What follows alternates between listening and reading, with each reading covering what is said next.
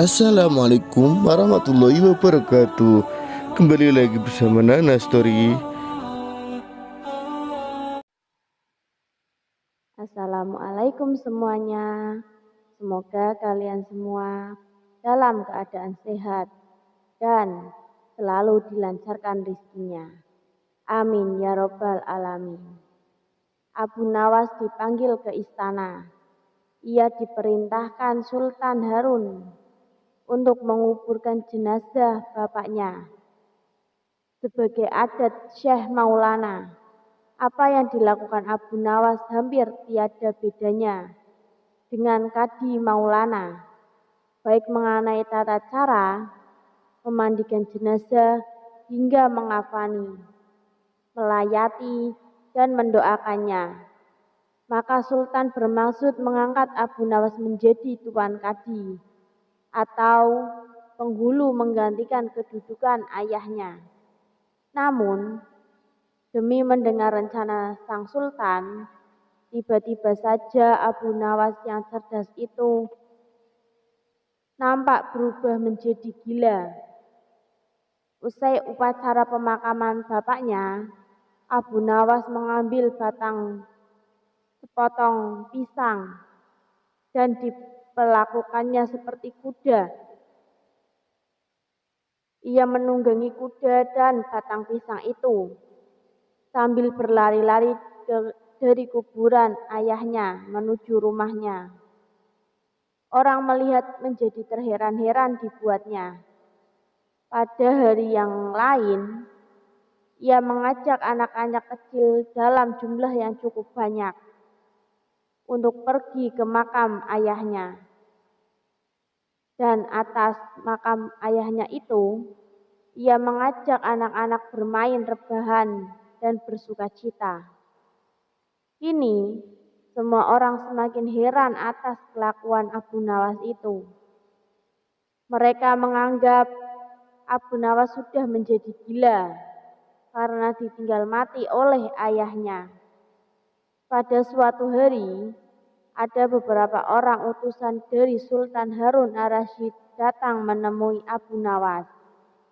"Hai Abu Nawas, kau dipanggil Sultan untuk menghadap ke istana," kata utusan Sultan. "Buat apa Sultan memanggilku? Aku tidak ada keperluan dengannya," jawab Abu Nawas dengan entengnya, seperti tanpa beban. "Hai Abu Nawas, kau tidak boleh berkata seperti itu kepada rajamu.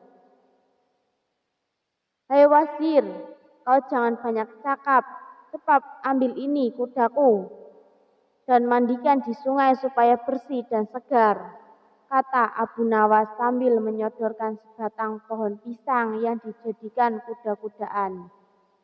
Si Wazir hanya geleng-geleng melihat kelakuan Abu Nawas. "Abu Nawas, kamu apa? Tidak menganggap Sultan?" kata Wazir. "Katakan kepada rajamu, aku sudah tahu, maka aku tidak mau," kata Abu Nawas. "Apa maksudnya Abu Nawas?"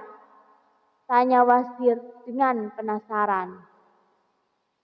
"Sudah pergi sana, bilang saja begitu kepada rajamu," sergah Abu Nawas sambil menyeruak debu dan dilempari ke arah si Wazir dan teman-temannya. Si Wazir pun segera menyingkir dari halaman rumah Abu Nawas. Mereka melaporkan keadaan Abu Nawas yang seperti tak waras itu kepada Sultan Harun ar-Rasyid. Dengan geram Sultan berkata, "Kalian bodoh semua, hanya menghadapkan Abu Nawas kemari saja, tidak becus. Ayo pergi lagi ke sana, ke rumah Abu Nawas, bawa dia kemari dengan sukarela ataupun terpaksa." Si Wazir segera mengajak beberapa prajurit istana. Dan dengan terpaksa, Abu Nawas dihadirkan di hadapan raja.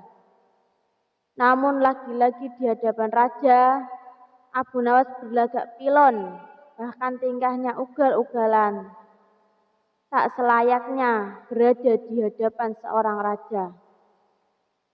Abu Nawas, bersikaplah dengan sopan, tegur Baginda. Ya Baginda, tahukah Anda apa Abu Nawas? Baginda, terasi itu asalnya dari udang. Kurang ajar kau menghinaku, Abu Nawas. Tidak Baginda, siapa bilang udang berasal dari terasi? Baginda merasa dilecehkan. Ia naik pitam dan segera memberi perintah kepada para pengawalnya. Hajar dia, pukuli dia sebanyak 25 kali. Wah wah, Abu Nawas yang kurus kering itu akhirnya lemas tak berdaya. Dipukuli tentara yang bertubuh kekar. Usai dipukuli, Abu Nawas disuruh keluar istana. Ketika sampai di pintu gerbang kota, ia dicegat oleh penjaga. Hai Abu Nawas, tempo hari ketika kau hendak masuk ke kota ini, kita telah menghadangkan perjanjian. Masa kau lupa pada janji itu? Jika engkau diberi hadiah oleh raja, maka engkau berkata, aku bagi dua. Engkau satu bagian, aku satu bagian. Nah, sekarang mana bagianku itu? Hai penjaga pintu gerbang, apakah kau benar-benar menginginkan hadiah Baginda yang diberikan kepadaku tadi? Ya, tentu itu akan sudah merupakan janji kita. Baik, aku berikan semuanya, bukan hanya satu bagian. Wah, ternyata kau baik hati Abu Nawas. Memang seharusnya begitu. Kau kan sudah sering menerima hadiah dari Baginda. Tanpa banyak cakap lagi, Abu Nawas mengambil sebatang kayu yang agak besar. Lalu orang itu dipukulinya sebanyak 25 kali. Tentu saja orang itu menjerit-jerit kesakitan dan dianggap Abu Nawas telah gila. Setelah penunggu gerbang di kota itu lengser, Abu Nawas meninggalkannya begitu saja. Ia terus melangkah pulang ke rumahnya. Sementara itu, si penjaga pintu gerbang mengadukan nasibnya kepada Sultan Harun ar-Rasyid. Ya Tuanku Syah Alam, ampun beribu ampun hamba. Aku mengadukan Abu Nawas telah memukul hamba sebanyak 25 kali. Tanpa suatu salah pun. Hamba mohon keadilan Tuanku Baginda.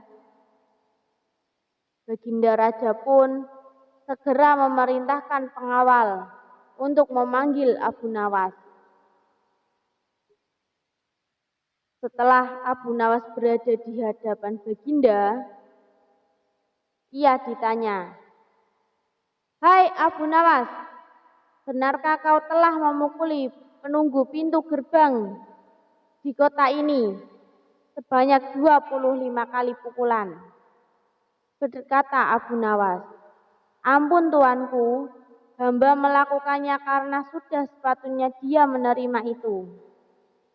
Apa maksudmu? Coba kau jelaskan sebab musababnya kau memukuli orang itu. Tanya Baginda. Tuanku, kata Abu Nawas, hamba dan penunggu pintu gerbang ini telah mengadakan perjanjian bahwa jika hamba diberi hadiah oleh Baginda Raja, maka hadiah tersebut akan dibagi dua. Satu bagian untuknya, satu bagian untuk saya. Nah, pagi tadi hamba menerima hadiah 25 kali pukulan. Maka saya berikan pula hadiah 25 kali pukulan kepadanya. Hai penunggu pintu gerbang, benarkah kau telah mengadakan perjanjian seperti itu dengan Abu Nawas? Tanya Baginda. Benar tuanku, jawab penunggu pintu gerbang. Tapi hamba tidak mengira jika Baginda memberikan hadiah pukulan. Hahaha, dasar tukang peras, sekarang kena batunya kau, sahut Baginda. Abu Nawas tiada bersalah. Bahkan sekarang aku tahu bahwa penjaga pintu gerbang kota adalah orang yang suka nerget, suka memeras orang. Kalau kau tidak berubah, kelakuan burukmu itu, sungguh aku akan memecat dan menghukum kamu. Ampun tuanku, sahut penjaga pintu gerbang dengan gemetar. Abu Nawas